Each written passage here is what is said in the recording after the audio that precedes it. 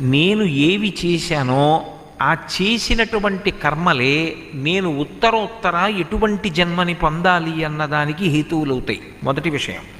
2, నేను రాబోయే జన్మలలో ఎంత సుఖాన్ని పొందాలి, ఎంత దుఃఖాన్ని పొందాలి అన్నదానికి కూడా నేను చేస్తున్నటువంటి కర్మలే కారణమవుతాయి.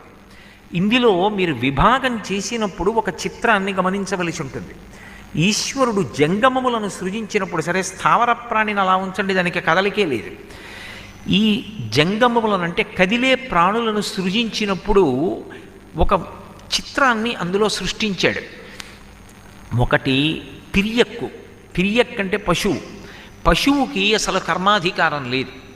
నేను ఇదిగో ఈ పని చేస్తాను అనడానికి, దానికి అలా సంకల్పం చేయడానికి కానీ, ఒక కర్మ చెయ్యడానికి కానీ దానికి అధికారం లేదు. నేను వెళ్ళి ప్రవచనం వింటానండి